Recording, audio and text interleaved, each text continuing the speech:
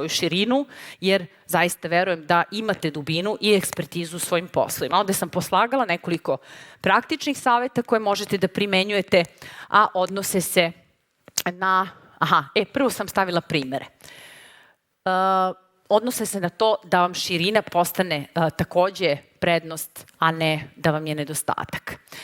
Prvi predlog je tražiti inspiraciju u različitosti. Šta to znači? Kad naiđete na problem i izazov, bez obzira da li je kadrovski, da li je prodajni, da li je procesni, zapitajte se kako bi ovo rešio lekar? Kako bi ovo možda rešila moja baka? Bila kreativna žena. Interesantan primer vezan za to je takozvani Odon device. To je jedna spravica koja pomaže ženama prilikom porođaja kada je beba zaglavljena u porođajnom kanalu. Taj neki Jorge Odon je dobio ideju za to tako što je gledao kako neki momci na YouTube-u vade čep iz vinske flaše. I on kao inženjer je zapravo zaključio to vađenje bebe na sličan način, jedan mehanički problem, i napravio je spravu koja pomaže pri rađanju miliona dece. Dakle, kako bi to rešio neko ko je vinar, na primer? Takva vrsta inspiracije u različitosti vam daje novu perspektivu, za to vam treba vreme, zato morate imati koordinatni sistem, strateški princip i morate sortirati svoje ljude da biste se bavili najlepšim delom biznisa, to je razvoj. Sledeći predlog je prigrlite neočekivano. Umesto da vas uplaši, neka vas to inspiriše. Ovde sam navela primer zbog jedne rečenice, ali predivne, Sir Fleminga, koji je otkrio penicilin sasvim slučajno, je otišao u petak na vikend i ostavio u Petrijevim zdelicama Staphylococcus aureus, koju je istraživao. Kad se vratio u ponedeljak, na jednoj je bilo puno buđi. Sad on je mogao da učini ono što bi mnogi od nas učinili, da se razočari, da baci tu zdelicu đubre, a on je to uzeo, pogledao ispod mikroskopa, video da ima jako puno nekih čudnih bića, to je bila gljivica penicillium, a da nema više Staphylococcus aureus. Kad je video tu stvar, ono što je rekao bilo je how interesting. Na taj način, i ponekad ispričam i priču koju sam imala da čujem prilike neposredno, kako je gospodin Elon Musk prikupljao investicije za Teslu. Ta vrsta stava da prigrliš neočekivano i da se ponašaš potpuno kako niko ne očekuje je nešto što kreira nove biznise. On je došao kod investitora da uzme prvu rundu investicije i rekao, ja hoću da napravim najlepši, najbrži automobil koji je na struju, a da, nemam nikakve veze ni sa industrijom autoinženjeringa, ni sa kreiranjem novih goriva, ali eto, ja to mogu i ja to hoću. Investitori su sa druge strane rekli, zvuči zanimljivo. How can we make it happen? Kako da učinimo da se to dogodi? Nažalost, mi živimo u sredini u kojoj bi odgovor na takvu njegovu izjavu bio to je jako komplikovano, that will never happen. Takva vrsta stava i toga da prigrlimo neočekivano i da propitujemo stvari može mnogo da nam pomogne. Propitujte pravila. Ovo je primer Edwina Landa koji je osnovao Polaroid, 40. godine sa trogodišnjom ćerkom šetao i ona je rekla, tata slikaj me, tata je slikao i onda ona je rekla, hoću da vidim fotografiju, on je rekao, pa ne može, dušo, to ćeš videti za 7 dana, 8 dana i onda je ona rekla, zašto? Pa zato što je potrebno, ali zašto? 3 puta ga je pitala zašto, što naši genijalni mozgići u našoj deci imaju kao osobinu i on je nakon 3. 4. puta rekao, stvarno, zašto? Zašto ne bi moglo dete ili ja ili bilo ko da vidi fotografiju odmah? Tako je nastao Polaroid. Ta pravila koja postoje, ima ih jako mnogo. Još jedno od njih, vrlo zanimljivo, nije ovde na mapi, se odnosi na hotelske sobe. Ne znam da li ste primetili, ja često putujem i često boravim u hotelima, da ako nešto zaboravite, taman to bio bubreg, nikad vas neće pozvati niko sa recepcije da vam kaže da ste to zaboravili. To je prosto neko nepisano pravilo hotelske industrije, koje sam ja proverila i sa svojim klijentima iz te industrije, da se gosti po cenu života telefonom ne zovu ako su nešto zaboravili. I ja tako radoznala kakva sam kopala da saznam zašto se to događa. Pa pre nekih 100-tinjak godina uglavnom su u hotelima boravili muškarci. Oni su bili poslovni ljudi, a žene su, sledstveno tome, uglavnom bile kod kuće Tada su postojali, ako su postojali telefoni koji su fiksni. Što znači da, ako je gospodin nešto zaboravio u hotelu i hotel pozove, verovatno će zvaći na fiksni i verovatno će se javiti ko? Žena. Da li su oni baš sigurni da je taj čovek bio u Bostonu ili u Čikagu i šta ta žena treba da zna? Nisu bili sigurni, nisu hteli to da proveravaju, pa su se radije odlučili da gospodina ako je zaboravio pozove sam, nego da pozovu njegovu ženu i kažu, gospođo, vaš suprug je u Čikagu u hotelu Marriott zaboravio svoju kravatu. U Čikagu? I jasno vam je koliko je to moglo da izazove problema. Fast forward 100 godina, ima svako od nas telefon, sopstveni. I igrom slučaja i žene su te koje idu u hotele i one mogu nešto da zaborave. Ne sede samo žene kod kuće. Ali to je tako i od uvek je bilo tako i to pravilo niko ne propituje. Imam kolekciju takvih gluposti gde mi usvajamo mišljenje bez da mislimo. Ne želim vam to, ali vam želim rast i razvoj. Propitujte pravila. Naučite da učite.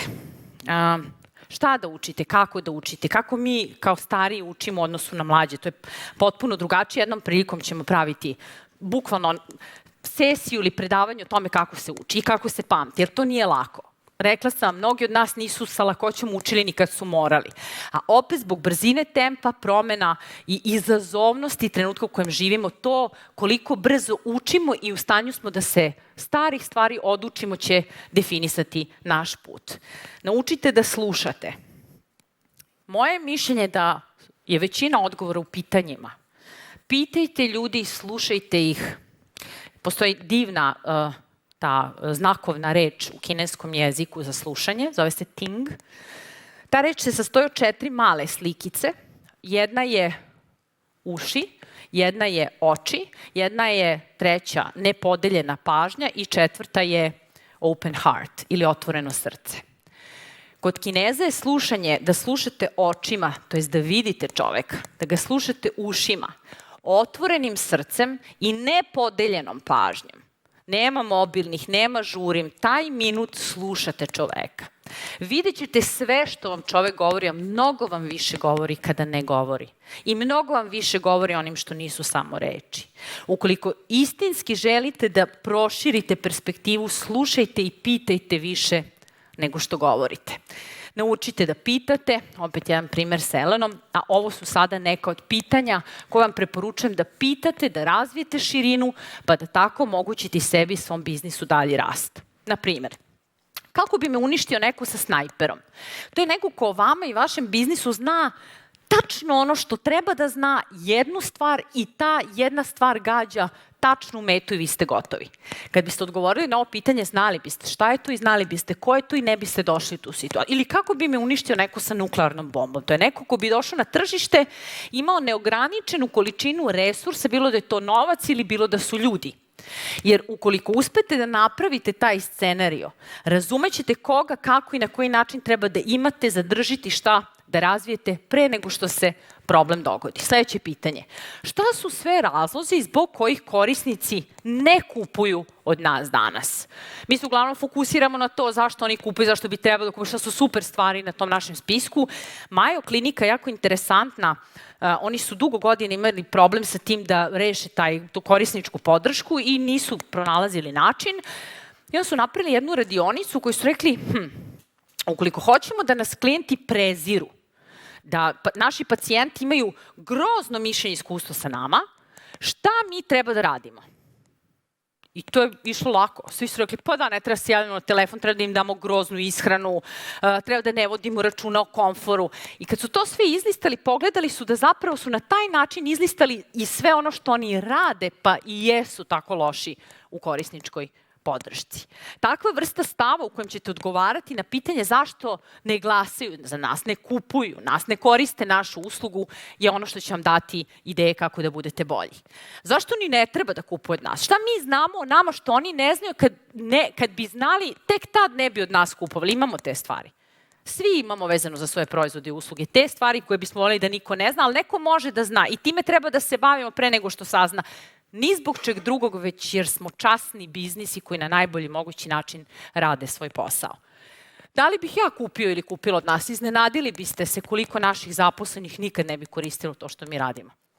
Ja ne znam da li je to baš ohrabrujuće.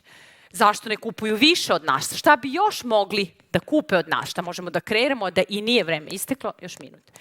Šta nije u redu sa našim proizvodom, uslugom, gradom? Da li je moj biznis bez veze? Ja sam anketirala moje kolege da ih pitam jednom da li su se ikad to pitali. Da li si došao, seo i rekao, možda ovo što ja radim baš glupavo, baš je bez veze ili ga radim na tako predvidljiv način da uopšte nije ništa specijalno. Kada biste se tako iskreno suočili sa sopstvenim biznisom, prvo biste sebi izgovorili važne stvari, a došli do rešenja koje bi vam omogućilo da budete izuzetni, a to zaslužujete.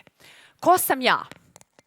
Bez navođenja imena, titule, funkcije, pola. To su stvari koje 90% nas ne zna.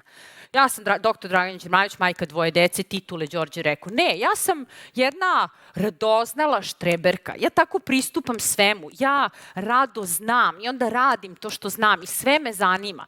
Odgovore na takva pitanja ne postavljamo. Mi smo izgubljeni u svemiru, što je govorila moja saradnica, ko burek u svemiru. Jer mi onda tako imamo ta naša mišljenja, ne znamo zašto želimo nešto što želimo, zašto ne želimo nešto drugo, ne možemo da razumemo druge ljude, mislimo da sve imamo pod kontrolom i radimo najbolje što možemo, krećemo se, trošimo vreme kao točak u blatu, a ništa se ne događa. Odgovori su veoma jednostavni ukoliko ste dovoljno hrabri da postavite pitanja. Šta sam novo naučio, šta planiram novo da naučim, kako će mi ovo što radim izgledati za godinu, 3, 5, 10, kako ću to predstaviti svom detetu, šta je za mene uspeh, jer je to sasvim drugačije za mnoge od nas. I na kraju, sa ove 4 lekcije ili leka, biznis će vam biti lakši, to vam želim. Imaćete više uspeha, moći ćete da grešite u aspektima koji su novi, a tako i da rastete. Ljudi najčešće ne misle, imaju mišljenje, ne znaju uvek šta žele. Razvijte sva svoja čula, koristite svoju logiku, povećajte onaj opus svesnosti vašeg mozga koji možete. Zaposleni su uposleni onoliko koliko mi znamo svoj posao. Ako nameravate da ste tu i da nastavite da budete uspešni, osim eksperta i ekspertize, potrebna vam je širina. Na kraju, lekcija 5, sve ovo što ste naučili danas od mene, od ovih sjajnih ljudi juče i što inače učite, da bi zaista postalo upotrebno i vaša mudrost, a ne samo informacije, morate da ponavljate. Za 1 dan, za 10 dana, za 30 dana, sutra ispričajte ovo partnerki, kolegi, za 10 dana kolegama na nekom sastanku, da to postane primenjivo znanje. A mnoge stvari koje mi usvojimo, mislimo da smo naučili, to nije istina. Ove 4 lekcije sa ponavljanjem mogu zaista da olakšaju taj posao. Ja sam mišljenja da je biznis igra, da je užasno zabavan i lep, da smo mi zaboravili da budemo deca, a treba da se zabavljamo i da nam je prelepo i da budemo uspešni jer smo to zaslužili. Ja vam to od srca želim i zahvaljujem vam se.